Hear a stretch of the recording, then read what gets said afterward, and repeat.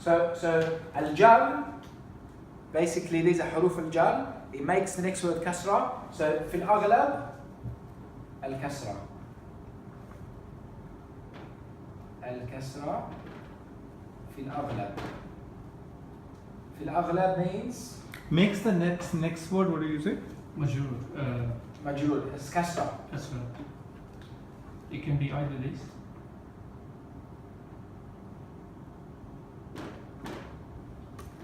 It either be this or this. Has to be. No, sorry.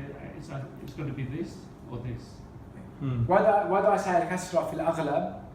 Because sometimes there's some rules, rare but it can happen, where the kasra can be on a harf. Okay? But usually, like for example, it's what we call iltiqa sakinain, where we have two sukoons. Like for example, and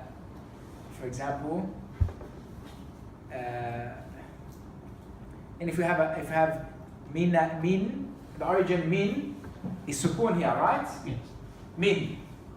But if the next word we have kasra and we have a sukoon because of the alif al-wasat, right? It's sukoon. So we cannot, in Arabic, we cannot have two sukoons. So what we do, we make this kasra to join the words together, but it's not an original word. The original word is min with sukoon. Minil, for example, yeah, because min al-mu'minin, min. And I can't think of an example now, but the idea is that we put kasra because two sukoons you cannot pronounce. So we put kasra just to join the word, but it's not originally kasra. But in this case, it's originally kasra. The harf jar makes it kasra, a real kasra. Okay? So these are the four signs of the asma. Al-aghlab means? Huh? Al-aghlab, most of the time. Al-kasra fil aghlab.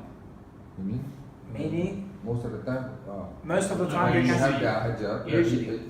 So most of the time, if you see kasra, If you see it is Hajjah, a ism. Okay. Most of the time, if you see kasra, it is an ism. yes.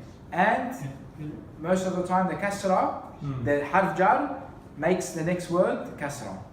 But sometimes it's words that cannot change. It's kasra, but you do not see the kasra. Like, ana min Australia. Australia. I don't put kasra. Why? Because Australia cannot change. You cannot say Australia. You cannot put the kasra, right? But in the Arab, in the analysis of the word, like in the video you're watching, we say that this is majroor. That it is kasra, but you cannot see the kasra because the kasra is hidden. Okay, but that's more advanced. Is that clear? Is there any questions here? So we'll go through this one more time before we finish. The main signs of the asma is that they come with al-ta'rif, which is the alif lam before the word. That is a sign that it is an ism, or a tanween dhamma, tanween kasra, tanween fatha. It doesn't matter. If you say tanween, then it is an ism. Harf al-nida. Hajjah. Ya Nadim. That means Nadim is an ism. Okay? Harf jar. Al-jar, yani makes the next word. Jar comes before the asma. The huruf al-jar, these are huruf. They come before the asma. So if you say harf jar, you know the next word is an ism. These are the four main signs. Or kasra, most of the time if you say kasra, you know it's an ism. Because the af'al, the verbs, fi'l is the singular, af'al is the plural. The verbs do not accept kasra. Okay? The verbs do not accept kasra. We'll leave our day, inshallah. Is there any questions about this? Or anything that we've taken? Is it clear? If there's no questions, then I'm assuming that you understand everything that I've given. Is that correct? Is my assumption correct? But, yeah, I think we need to revise. It's Yeah. tough.